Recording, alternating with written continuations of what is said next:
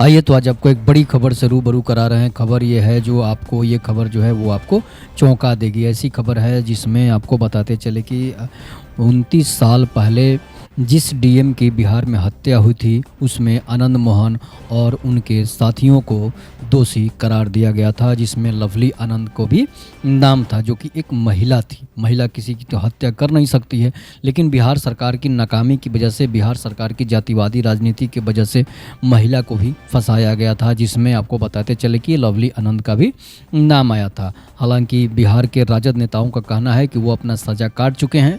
तेजस्वी यादव का भी कहना है कि वो अपनी पूरी सज़ा काट चुके हैं, उसमें उनको छोड़ने में कोई प्रॉब्लम नहीं है। लेकिन आपको बताते चले कि जो जी कृष्णैया जो गोपालगंज के डीएम थे, उनकी लिंचिंग में हत्या हुई थी, और ये लिंचिंग जो है वो आनंद मोहन ने नहीं किया था। उनकी लिंचिंग उनकी भीड़ ने किया था, जो कि भीड़ की वजह से उनकी हत्या हो गई थी। आपको बताते चले कि 1994 में गोपालगंज के तत्कालीन जिलाधिकारी जी कृष्णैया की हत्या हो गई थी, जिसमें बाहुबली छोटन शुक्ला की हत्या के बाद जो भीड़ एकत्रित हुई थी वहाँ पर, उस भीड़ में जैसे वहाँ पर काफ़ी हल्ला मच रहा था। भीड़ में जो है बदला लेने की आवाज़ लगा रही थी आनंद मोहन। हालांकि उसमें आनंद मोहन का भाषण चल रहा था, लेकिन किसी को भाषण की वजह से आप उसे उम्र कैद या फांसी की सज़ा नहीं दे सकते हैं। तो उसके बाद क्या होता है कि उधर से गोपालगंज के जो डीएम थे जी कृष्णैया, जिनका नाम था, वो उधर से गुजर रहे होते हैं। हालांकि वो रास्ता बदल कर भी जा सकते थे, लेकिन वो अपनी घमंडपूर्ण रवैये की वजह से कि मैं इधर से जाऊंगा, ये स्वर्ण नेताओं का आंदोलन है, स्वर्ण नेता की हत्या हुई है, तो मैं इधर से जाऊंगा तो वे हमारा कुछ नहीं उखाड़ सकेंगे। मैं एक जिलाधिकारी भी, उनके साथ उनका ड्राइवर और उनका गनर भी था। लेकिन होता क्या है कि भीड़ तो किसी की होती नहीं है। तो छोटन शुक्ला की हत्या से गुस्साई भीड़ जो है, जब वहाँ पर जिलाधिकारी पहुँचते हैं तो होता क्या है कि जिलाधिकारी के पहुँचने पर काफिला रहता है, लेकिन काफिला आगे निकल जाता है और जिलाधिकारी उसमें भीड़ में फंस जाते हैं। फंसने के बाद होता क्या है कि छोटन शुक्ला की तो हत्या हुई थी, हत्या होने के साथ साथ उनके साथ साथ 5 और लोगों की भी हत्या हुई थी। उसके बाद भीड़ जो है, भीड़ समझती है कि लाल बत्ती की गाड़ी आ रही है, कोई सरकारी अधिकारी होगा, उस पर भीड़ जो है टूट पड़ती है।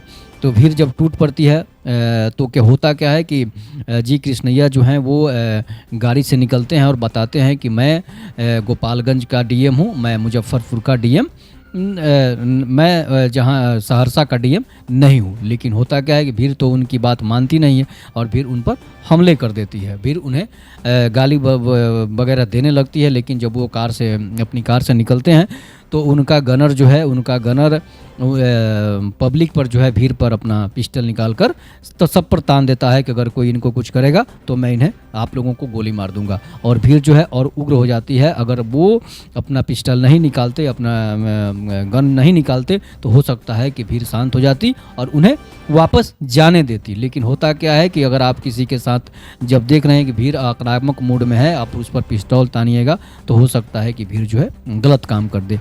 यही होता है कि भीड़ जो है, भीड़ की वजह से जो है जी कृष्णैया पर पत्थरबाजी शुरू हो जाती है।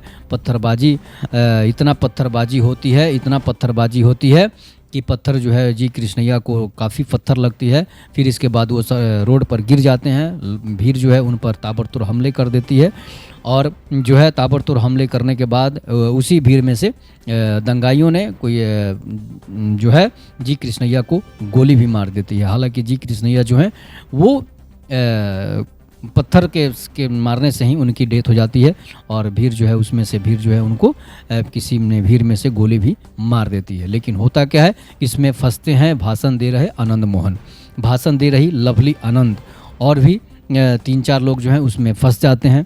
और फंसने के बाद सरकार जो है राजनीति रोटी सेकने के लिए आनंद मोहन को फंसा देती है। ऐसे भाषण तो रोज़ होते हैं, ओवैसी ऐसी भाषण, दंगे कराने वाले भाषण तो रोज़ देते हैं।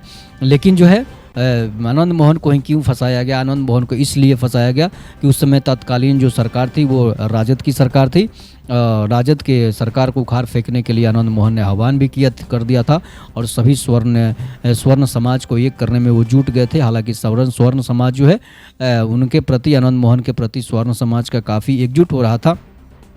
एग्जिट होने के बाद क्या हुआ होता है कि लालू प्रसाद यादव को लगता है कि आनंद मोहन तेज़ी से आगे बढ़ने वाला नेता हो सकता है और हमारा जो है राजनीतिक विरासत जो है हमारा गड़क में जा सकता है, मैं नेता नहीं रह पाऊंगा। इसलिए कि आनंद मोहन ने उस हत्या के बाद आनंद मोहन ने ऐलान कर दिया था कि मैं 25 से 26 दिन के अंदर तुम्हारी सरकार गिरा दूंगा और किसी और को सीएम बना दूंगा। इसलिए लालू को लगा कि जो है अब मैं यहाँ पर सीएम नहीं रह पाऊंगा और उन्होंने ये हत्या का सारा दोष जो है तत्कालीन सरकार ने आनंद मोहन पर मर दिया। आनंद मोहन के साथ लवली आनंद को भी उसमें घसीट लिया, जो कि इसके बाद होता है फैसला आता है आनंद मोहन को उम्र कैद की सज़ा हो जाए। पहले फांसी की सज़ा निचली अदालत उन्हें फांसी की सज़ा देती है, लेकिन हाई कोर्ट जो उस फांसी की सज़ा को तोड़कर उम्र कैद में तब्दील कर देती है।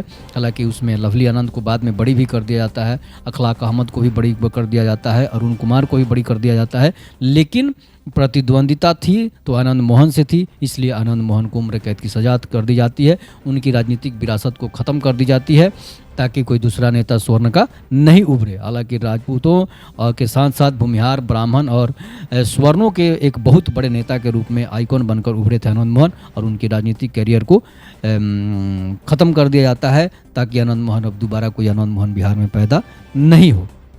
इसलिए आनंद मोहन को फंसाया गया था। एक बहुत बड़ी जो ये खबर थी, अब मैंने आपको बताया। तब तक के लिए नमस्कार, जय हिंद, जय भारत, वंदे मातरम।